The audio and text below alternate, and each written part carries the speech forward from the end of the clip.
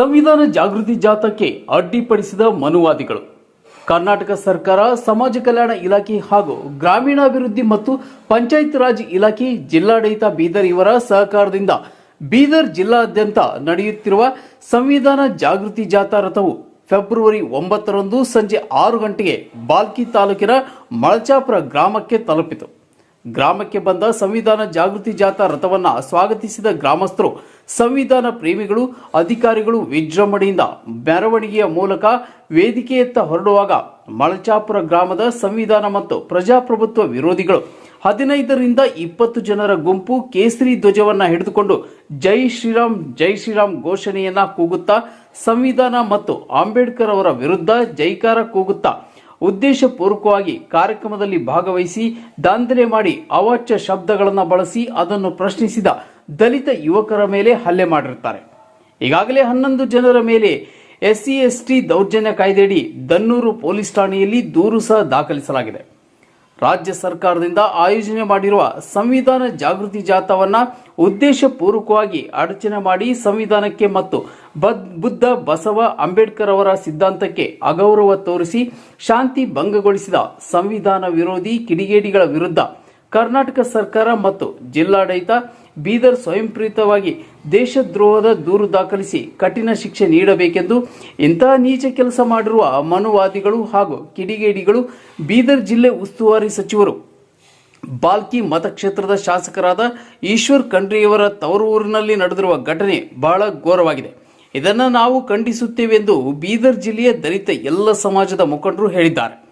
ಇದನ್ನು ಕೂಡಲೇ ಸೂಕ್ಷ್ಮವಾಗಿ ಪರಿಗಣಿಸಿ ಸಚಿವರು ಮುಲಾಜಿಲ್ಲದೆ ಯಾರು ಇದ್ದರೂ ಅವರ ಮೇಲೆ ಕಠಿಣ ರೀತಿಯ ಕ್ರಮ ಜರುಗಿಸುವಂತೆ ಅಧಿಕಾರಿಗಳಿಗೆ ಸೂಚಿಸಬೇಕೆಂದು ಅಂಬೇಡ್ಕರ್ ಯುವ ಸೇನೆ ತಾಲೂಕಾ ಅಧ್ಯಕ್ಷ ಶಿವಕುಮಾರ್ ಮೋರೆ ಒತ್ತಾಯಿಸಿದ್ದಾರೆ. ಕ್ಷಣ ಕ್ಷಣದ ಸುದ್ದಿಗಾಗಿ ನೋಡ್ತಾ ಇರಿ, ಇದು ನಿಮ್ಮ ನಾರಂಜ ಎಕ್ಸ್ಪ್ರೆಸ್. ಜೈ ಶ್ರೀರಾಮ್ ಎಂದು ಅಲ್ಲಿಗೆ ಅಡ್ಡಪಡಿಸಿದಂತ ಪ್ರಶ್ನೆ ಅಲ್ಲಿ ಎದುರಾಗ್ತಾ ಇದೆ.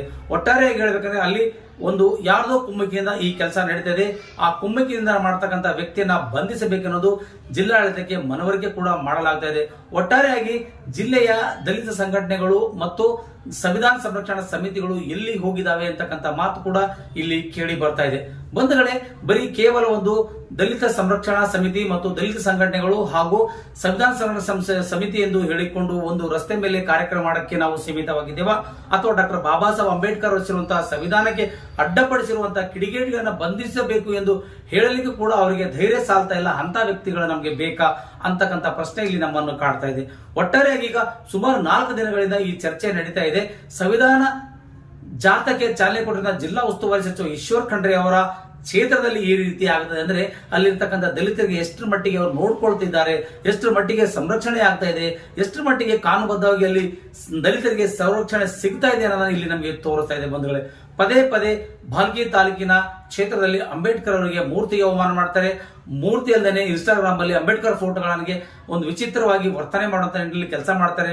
ಒಂದಲ್ಲ ಒಂದು ಅಂಬೇಡ್ಕರ್ ಮತ್ತು ಈ ಒಂದು ದಲಿತ ಜನಾಂಗಕ್ಕೆ ಸೇರಿದ ವ್ಯಕ್ತಿಗಳ ಮೇಲೆ ಇಲ್ಲ ಸಲ್ಲದ ಆರೋಪಗಳು ಮಾಡುವ ಮೂಲಕ ಅಲ್ಲಿನ ಬಾಲ್ಕಿ ತಾಲೂಕಿನ ಕೆಲ ಕಿಡಿಗೇಡಿಗಳು ತಮ್ಮ ಸ್ವಯಂ ಪ್ರತಿಷ್ಠೆಯನ್ನು ಮೆರೀತಿದ್ದಾರೆ. ಇವರ ಹಿಂದೆ ಯಾರಿದ್ದಾರೆ ಅನ್ನೋದು ನಾವು ನೋಡಬೇಕಾಗಿದೆ.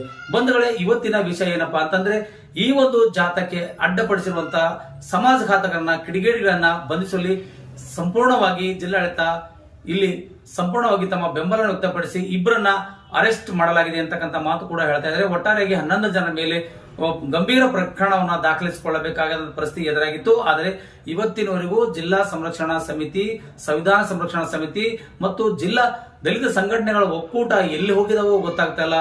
ದಲಿತರ ಒಂದು ದಲಿತರ ಶೋಷಣೆ ವಿರುದ್ಧ ಹೋರಾಟ ಮಾಡ್ತಕ್ಕಂಥ ದಲಿತ ಸಂಘ ಸಮಿತಿಗಳಾಗಲಿ ಅಥವಾ ದಲಿತ ಮುಖಂಡರಾಗಿರ್ಲಿ ಯಾಕೆ ಇದರ ಬಗ್ಗೆ ಚಕ್ರ ಎತ್ತಾ ಇಲ್ಲ ಅಂತಕ್ಕಂಥ ಪ್ರಶ್ನೆ ಕಣ್ಣಿಗೆ ಕಾಣ್ತಾ ಇದೆ. ದಯವಿಟ್ಟು ಈಗಲಾದರೂ ದಲಿತ ಪರ ಸಂಘಟನೆ ಮುಖಂಡರಲ್ಲಿ ಮತ್ತೆ ಮನವಿ ಮಾಡ್ಕೊಳ್ತಾ ಇದೀವಿ. ಬಾಬಾ ಸಾಹೇಬ್ ಅಂಬೇಡ್ಕರ್ ರಚಿಸಿರುವಂತಹ ಸಂವಿಧಾನದ ಜಾಥಾಕ್ಕೆ ಅಡ್ಡಿಪಡಿಸಿರುವಂತಹ ಕೆಲ ಕಿಡಿಗೇಡಿಗಳನ್ನ ಜೈ ಶ್ರೀರಾಮ್ ಎಂದು ಘೋಷಣೆ ಕೂಗಿ ಅಲ್ಲಿ ಕಾರ್ಯಕ್ರಮಕ್ಕೆ ಅಡ್ಡಿಪಡಿಸಿರುವಂತಹ ಹಿನ್ನೆಲೆಯಲ್ಲಿ ಈಗಾಗಲೇ ನಿಮ್ಗೆಲ್ಲ ಘಟನೆ ಗೊತ್ತಾಗ್ತಾ ಇದೆ. ಗೊತ್ತಾಗಲಿಲ್ಲ ಕೂಡ ದಲಿತ ಸಂರಕ್ಷಣಾ ಸಮಿತಿ ಅಧ್ಯಕ್ಷರಾಗಿರ್ಲಿ ಅಥವಾ ಸಂವಿಧಾನ ಸಂರಕ್ಷಣಾ ಸಮಿತಿ ಅಧ್ಯಕ್ಷರಲ್ಲ, ಈ ದೃಶ್ಯದಲ್ಲಿ ನೋಡಿ ಇಲ್ಲಿ ಯಾವ ರೀತಿಯಾಗಿ ಅಲ್ಲಿ ಅವಮಾನ ಮಾಡ್ತಾ ಇದ್ದಾರೆ, ಯಾವ ರೀತಿಯಾಗಿ ಅಲ್ಲಿ ಕಾರ್ಯಕ್ರಮ ನಡೀಕೂಡುದು ಎಂಬ ದೃಷ್ಟಿಕೋನದಿಂದ ಅಲ್ಲಿ ಅಡ್ಡ ಗಟ್ಟಿ ಅಲ್ಲಿ ತಮ್ಮ ಶಕ್ತಿ ಪ್ರದರ್ಶನ ಮಾಡ್ತಾ ಇದ್ದಾರೆ. ಎಲ್ಲಿದ್ದೀರಿ, ಹೇಗಿದ್ದೀರಿ, ಈ ವಿಷಯದ ಬಗ್ಗೆ ಒಂದಿಷ್ಟು ಗಮನ ಹರಿಸ್ತಾ ಇಲ್ಲ. ಯಾಕೆ ಅಂತಕ್ಕಂಥ ಪ್ರಶ್ನೆ ದಲಿತ ಸಮಾಜದವರು ಕೇಳ್ತಾ ಇದ್ದಾರೆ. ಒಟ್ಟಾರೆಯಾಗಿ ಬಂಧುಗಳೇ, ಇವತ್ತು ಜಿಲ್ಲಾ ಪೊಲೀಸ್ ವರಿಷ್ಠಾಧಿಕಾರಿಗಳಾದ ಚನ್ನಬಸವಣ್ಣ ಲಂಗೋಟಿ ಅವರ ಹೇಳಿಕೆಯ ಪ್ರಕಾರ ಇವತ್ತು ಇಬ್ಬರನ್ನ ಅಲ್ಲಿ ಅರೆಸ್ಟ್ ಮಾಡಲಾಗಿದೆ.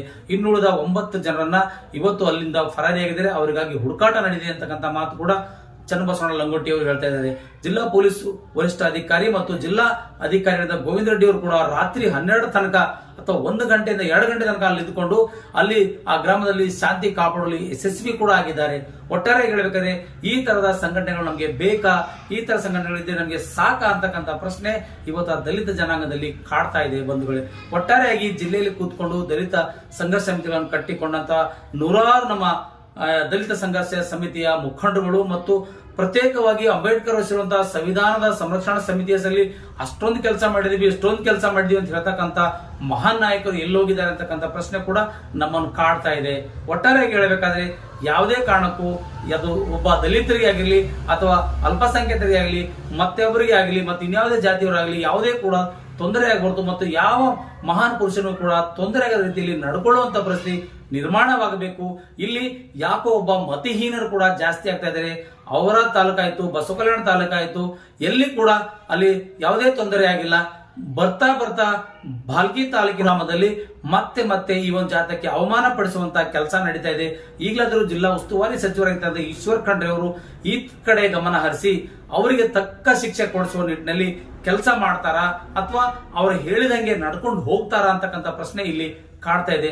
ಜಿಲ್ಲಾ ಉಸ್ತುವಾರಿ ಸಚಿವರೇ, ನಿಮಗೆ ನಾವು ಮತ್ತೆ ಮನವಿ ಮಾಡ್ತಾ ಇದೀವಿ, ನಿಮ್ಮ ಕ್ಷೇತ್ರದಲ್ಲಿ ಪ್ರತಿಯೊಂದು ದಿನದಲ್ಲಿ ಕೂಡ ಈ ರೀತಿ ಕಣ್ಣಿಗೆ ಕಾಣದ ರೀತಿಯಲ್ಲಿ ನಡೀತಾ ಇದಾವೆ. ದಯವಿಟ್ಟು ಒಂದಿಷ್ಟು ಅರ್ಥ ಮಾಡ್ಕೊಳ್ಳಿ. ದಲಿತರಂದ್ರೆ ಈ ರೀತಿ ಅವಮಾನ ಮಾಡಂತ ಸಹಿಸ್ಕೊಳ್ಳಕ್ ಆಗ್ತಾ ಇಲ್ಲ.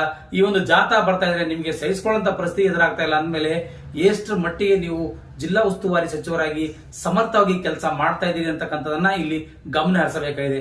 ಒಟ್ಟಾರೆಯಾಗಿ ಹೇಳಬೇಕಾದ್ರೆ ಜಿಲ್ಲಾಡಳಿತಕ್ಕೆ ಅಭಿನಂದನೆಗಳು ಸಲ್ಲಿಸಬೇಕು. 2 ಕಿಡಿಗೇಡಿಗಳನ್ನ ಬಂಧಿಸಿದ್ದಾರೆ. ಇನ್ನು 9 ಜನರಿಗಾಗಿ ಹುಡುಕಾಟ ಕೂಡ ಪ್ರಾರಂಭವಾಗಿದೆ. ಅಂತವ್ರ ಮೇಲೆ ಕಾನೂನು ರೀತಿಯಲ್ಲಿ ಕ್ರಮ ಕೈಗೊಳ್ಳುತ್ತೇವೆ ಅಂತಕ್ಕಂಥ ಮಾತನ್ನ ಜಿಲ್ಲಾ ಪೊಲೀಸ್ ವರಿಷ್ಠಾಧಿಕಾರಿಗಳಾದ ಚನ್ನಬಸವಣ್ಣ ಲಂಗೋಟಿ ಅವರು ಕೂಡ ಮಾಹಿತಿ ನೀಡಿದ್ದಾರೆ. ಬಂಧುಗಳೇ, ಯಾಕೆ ನಾವು ಈ ವಿಷಯಗಳು ನಿಮ್ಮನ್ನು ಪದೇ ತರ್ತಾ ಇದೀವಿ ಅಂದ್ರೆ, ಯಾವುದೇ ಸಮಾಜದ ಮುಖಂಡರಾಗಿರ್ಲಿ, ಯಾವುದೇ ಸಮಾಜದ ಒಬ್ಬ ನೇತಾರರಾಗಿರ್ಲಿ ಮತ್ತು ಯಾವುದೇ ಸಮಾಜದ ಒಬ್ಬ ವ್ಯಕ್ತಿಗಳಾಗಿರ್ಲಿ ಮತ್ತು ಅವರು ಸಮಾಜದ ಪ್ರತಿಯೊಬ್ಬ ನಾಯಕರು ಕೂಡ ನಾವು ಗೌರವಿಸಲೇಬೇಕಂತ ಅನಿವಾರ್ಯತೆ ನಮಗಿದೆ. ಮುಂದೆಂದು ಯಾವುದೇ ಜಿಲ್ಲೆಗಳಲ್ಲಿ ಆಗಬಾರ್ದು ಅಂತಕ್ಕಂಥ ಉದ್ದೇಶವನ್ನು ಇಟ್ಟುಕೊಂಡು ಈ ಸುದ್ದಿ ಮಾಡಲಾಗ್ತಾ ಇದೆ. ದಯವಿಟ್ಟು ಈಗಲಾದರೂ ಅರ್ಥ ಮಾಡ್ಕೊಳ್ಳಿ. ಯಾವುದೇ ವಿಚಾರ ಬಂದಾಗ ಮತ್ತೆ ಬರ್ತಕ್ಕಂಥದ್ದು ನಿಮಗೆ ಕಾನೂನು ರಕ್ಷಣೆ ನೀಡ್ತಕ್ಕಂಥದ್ದು ಅಂಬೇಡ್ಕರ್ ಅವರ ಸಂವಿಧಾನ ಹೊರತು ಬೇರೆ ಯಾವುದು ಅಲ್ಲ. ಜೈ ಶ್ರೀರಾಮ್ ಬರಲ್ಲ, ಲಕ್ಷ್ಮಣ್ ಕೂಡ ಬರಲ್ಲ, ಹನುಮಂತ ಬರಲ್ಲ, ಇನ್ಯಾರು ಕೂಡ ಬರಲ್ಲ. ಈ ಮಹಾನ್ ಪುರುಷರು ಹಾಕಿಕೊಟ್ಟ ದಾರದಲ್ಲಿ ನಾವು ನಡೆದಾಗ ಮಾತ್ರ ನಮಗೆ ಎಲ್ಲಾ ರೀತಿಗಳ ಸೌಲಭ್ಯ ಸೌಕರ್ಯಗಳನ್ನು ಸಿಗುತ್ತೆ ಹೊರತು ಈ ರೀತಿಯಾಗಿ ಅಡ್ಡಪಡಿಸಿದರೆ ನಿಮಗೆ ಮತ್ತೆ ಅಂಬೇಡ್ಕರ್ ರಚಿಸಿರುವಂತಹ ಕಾನೂನಿನಲ್ಲಿ ಬಂದು ನೀವು ಬೇಲ್ ತಗೊಳ್ಬೇಕಾಗತ್ತೆ, ಕಾನೂನಿನಲ್ಲಿ ಬಂದು ನೀವು ಸರೆಂಡರ್ ಆಗಬೇಕಾಗುತ್ತೆ, ಕಾನೂನಿನಲ್ಲಿ ಬಂದು ನಿಮ್ಮ ಮೇಲೆ ಕೇಸ್ ಹಾಕೊಳ್ಬೇಕಾಗುತ್ತೆ. ದಯವಿಟ್ಟು ಬಂಧುಗಳೇ, ಯಾರು ಕೂಡ ಈ ತರದ ಅಹಿತಕರ ಘಟನೆಗೆ ಕೈ ಹಾಕಬೇಡಿ. ಡಾಕ್ಟರ್ ಬಾಬಾ ಸಾಹೇಬ್ ಅಂಬೇಡ್ಕರ್ ಇಡೀ ರಾಜ್ಯಕ್ಕೆ ಅಲ್ಲ, ರಾಷ್ಟ್ರಕ್ಕೆ ಅಲ್ಲ, ಜಗತ್ತಿಗೆ ಒಬ್ಬ ಮಹಾನ್ ಮೇಧಾವಿ. ಅವ್ರ ಬಗ್ಗೆ ಈ ರೀತಿಯಾಗಿ ಮಾಡೋದು ಸರಿಯಲ್ಲ. ದಯವಿಟ್ಟು ಅರ್ಥ ಮಾಡ್ಕೊಳ್ಳಿ. ಎಲ್ಲರೂ ಕೂಡ ವಿಚಾರ ಮಾಡಿಕೊಂಡು ಡಾಕ್ಟರ್ ಬಾಬಾ ಸಾಹೇಬ್ ಅಂಬೇಡ್ಕರ್ ಅವರ ಸಂವಿಧಾನ ಜಾಥಾ ಬರ್ತಾ ಇದೆ. ಎಲ್ಲರನ್ನ ನಿಮ್ಗೆ ಸ್ವಾಗತ ಮಾಡ್ಲಿಕ್ಕಾಗದೆ ಸುಮ್ಮನಾದ್ರೂ ಕೂತ್ಕೊಳ್ಳಿ. ಈ ರೀತಿಯಾಗಿ ಅಡ್ಡಪಡಿಸಿದ್ರೆ ನೀವು ಅಟ್ರಾಸಿಟಿ ಕೇಸಲ್ಲಿ ಒಳಗಾಗ್ತೀರಿ. ನಿಮ್ ಮೇಲೆ ಕಾನೂನಾತ್ಮಕವಾಗಿ ಕ್ರಮ ಕೈಗೊಳ್ತಾರೆ. ನೀವು ನಾನ್ ಬೇಲೇಬಲ್ ಆಗ್ತೀರಿ. ನಿಮ್ಗೆ ಬಹಳಷ್ಟು ತೊಂದರೆ ಆಗುತ್ತೆ. ನಿಮ್ಗೆ ಯಾರು ಹೇಳಿದಾರಲ್ಲ ಅವ್ರು ಇವತ್ತು ಯಾರು ನಿಮ್ ಕಡೆ ಬರಲ್ಲ. ಅಲ್ಲಿ ಸಫರ್ ಆಗೋದು ನೀವು ಮಾತ್ರ. ಅರ್ಥ ಮಾಡ್ಕೊಳ್ಳಿ. ನಿಮ್ಗೆ ಇವಾಗ ಅರ್ಥ ಆಗಲ್ಲ. ನಿಮ್ಮ ಮೇಲೆ ಕೇಸ್ ಆಗಿದೆ ಅಲ್ವಾ, ಈಗ ಕೇಸ್ ಆದ ನಂತರ ನೀವೇನ್ ಜೈಲಿಗೆ ತಿರುಗಾಡ್ತಿರಲ್ಲ ಅಥವಾ ನಿಮ್ಮ ಕೇಸ್ಗೋಸ್ಕರ ತಿರುಗಾಡ್ತಿರಲ್ಲ, ಅವಾಗ ನಿಮ್ಗೆ ಅರ್ಥ ಆಗುತ್ತೆ ಡಾಕ್ಟರ್ ಬಾಬಾ ಸಾಹೇಬ್ ಅಂಬೇಡ್ಕರ್ ರಚಿಸಿರುವಂತಹ ಸಂವಿಧಾನ ಎಷ್ಟು ಶ್ರೇಷ್ಠವಾಗಿದೆ. ಈ ರೀತಿಯಾಗಿದೆ ಅಂದಮೇಲೆ ನಿಮ್ಮೂರಲ್ಲೂ ಕೂಡ ಆಗಬಾರ್ದು ಅನ್ನೋದೇ ನಮ್ಮ ಏಕೈಕ ಉದ್ದೇಶವಾಗಿದೆ. ಈ ರೀತಿಯಾಗಿ ನೀವು ಮುಂದೆ ಮಾಡಲ್ಲ ಅಂತಕ್ಕಂಥ ಭರವಸೆ ನಮಗಿದೆ.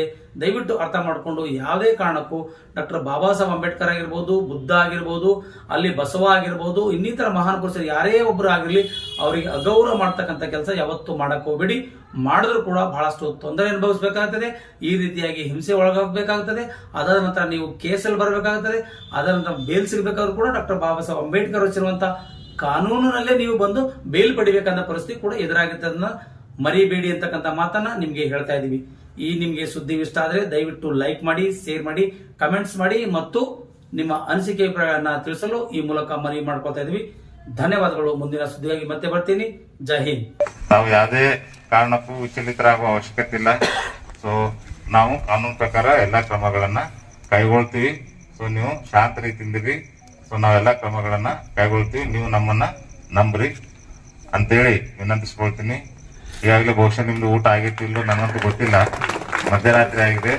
ಸೊ ಎಸ್ ಪಿ ಸಾಹೇಬರು ಮಾತಾಡಿದ ಮೇಲೆ ಈ ಕಾರ್ಯಕ್ರಮ ಮುಗಿಸೋಣ.